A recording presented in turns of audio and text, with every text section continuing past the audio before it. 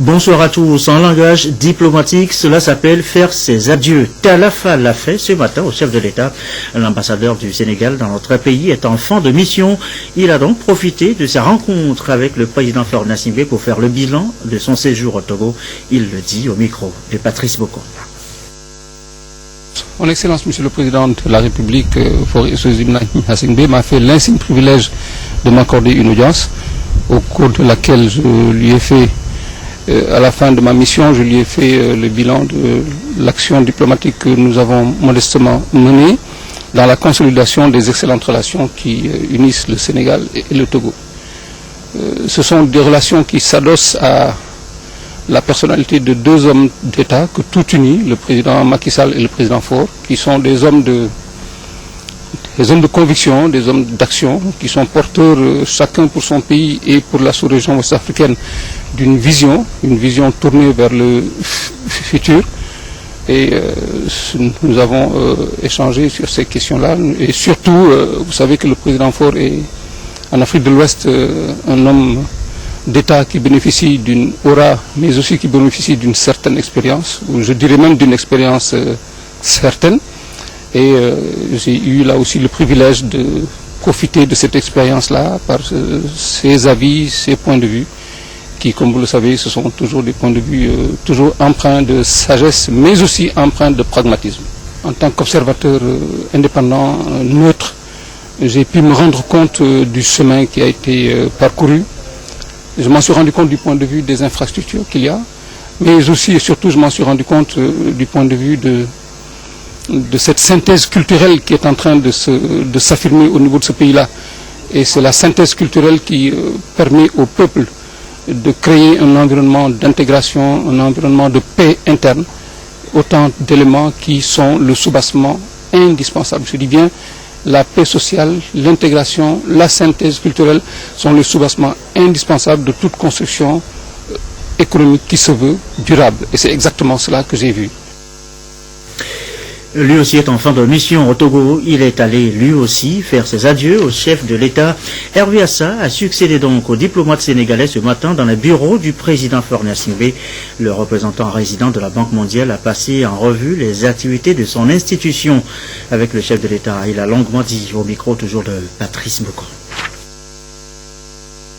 Je suis au terme de ma mission au Togo et je viens d'être reçu par le chef de l'État pour lui faire mes adieux, n'est-ce pas, et obtenir de lui la permission de quitter votre territoire et faire le bilan également de l'action du groupe de la Banque mondiale au Togo pendant ces 5 dernières années, pendant lesquelles j'ai eu le privilège donc de travailler avec le gouvernement togolais, le secteur privé togolais, pour pouvoir aider à mettre en place les programmes du groupe de la Banque mondiale au Togo.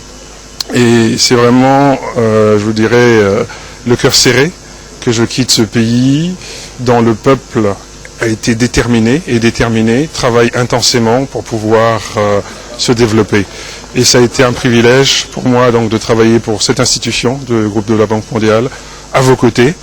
Et le bilan, comme je l'ai fait il y a quelques semaines déjà, lors de mes adieux officiels, est très probant. Nous avons pu, dans le domaine des infrastructures, appuyer le gouvernement dans la mise en place du terminal à conteneurs, par exemple, avec un financement de l'ordre de 500 millions de dollars conjugué de notre filiale, la SFI. Nous avons pu, dans le domaine de l'agriculture, qui occupe plus de 75% de la population, soutenir avec un investissement cumulé de 49 millions de dollars, le PNIASA, donc le Programme national pour l'investissement et la sécurité alimentaire. Nous avons également soutenu les programmes gouvernementaux dans le domaine du développement, projets successifs pour le projet du développement communautaire, qui ont créé des installations dans toutes les zones, toutes les régions de la République, avec des accents particuliers sur la cantine scolaire, sur le développement d'activités à haute intensité de manœuvre et des activités génératrices de revenus. Nous avons également promu le dialogue secteur public-privé et l'amélioration du climat des affaires au Togo, avec comme résultat plus récent une amélioration du classement du Togo dans le classement Doing Business. Le Togo donc est aujourd'hui parmi les 10 pays les plus grands réformateurs au monde et le 3e en l'espèce, et il a bien gagné 15 places dans ce domaine, donc ce qui est quand même un résultat progrès. Je pourrais aller encore beaucoup plus loin, mais le plus important pour moi, c'est de vous dire que lorsque nous regardons la physionomie du Togo aujourd'hui, il y a assurément une plateforme minimale d'infrastructure qui a été créée. Vous aurez d'ici quelque temps un nouvel aéroport, vous avez ce terminal à conteneurs qui permettra des bateaux de très haute capacité, 16 mètres de profondeur, à venir dans le port profond de Lomé. Je connais très peu de pays en Afrique qui aient investi plus d'1 milliard de dollars dans leur port que le port de Lomé. Ce qui veut dire que la compétitivité du port va s'améliorer, que les marchandises à terme devraient être un peu moins chères et que le Togo devrait pouvoir assurer ce rôle de carrefour de services logistiques et de transport. Parallèlement à cela, je vous ai parlé tout à l'heure des actions sociales importantes au niveau de la finance inclusive, au niveau de la santé, au niveau de l'éducation. Nous avons, nous, en tant que Banque mondiale, également soutenu, avec l'appui du Programme mondial pour l'éducation, dans un premier temps, 45 millions de dollars, dans un programme donc pour créer des centres d'apprentissage pour les professeurs, pour distribuer près de 3 millions de livres aux étudiants et aux élèves togolais. Et récemment, pour la première fois, nous avons un projet d'excellence, c'est-à-dire qu'au lieu de simplement mettre l'accent sur l'éducation de base, nous avons compris, comme le gouvernement l'a demandé, nous l'avons soutenu dans cet effort, qu'il est important parallèlement de développer la recherche scientifique dans nos pays, qu'elle soit proche de l'industrie pour pouvoir créer des emplois plus importants. Donc ceci pour vous dire qu'une action conjuguée d'infrastructures, développement des pôles de croissance du Togo, qui est un pays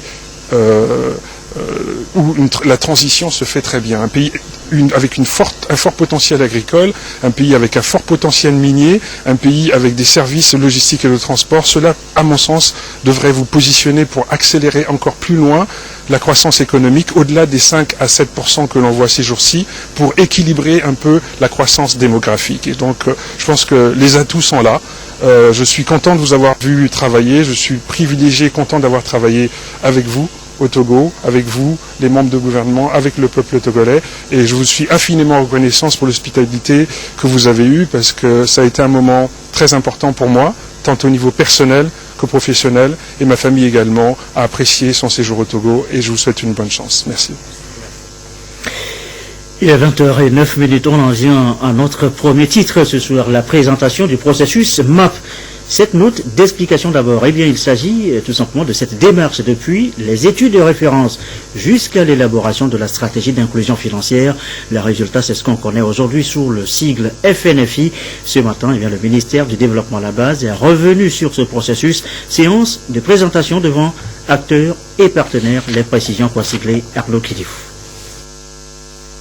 De la finance inclusive à l'inclusion sociale et la résilience économique locale, c'est la vision des autorités togolaises résolument engagées à faire de l'inclusion financière le levier du développement.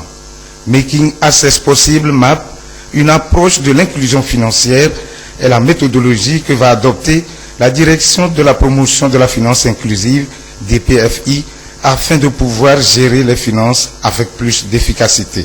Nous allons travailler avec toutes les institutions, qu'elles soient financières, non financières, pour pouvoir élaborer une stratégie nationale d'inclusion financière, base de laquelle toutes les actions seront conduites au niveau du gouvernement pour une meilleure inclusion économique et sociale de nos populations. La maîtrise de l'approche Making Access Possible MAP permet aux institutions de microfinance de mieux faire face à la demande et de savoir également quel acteur pour quel type de service financier.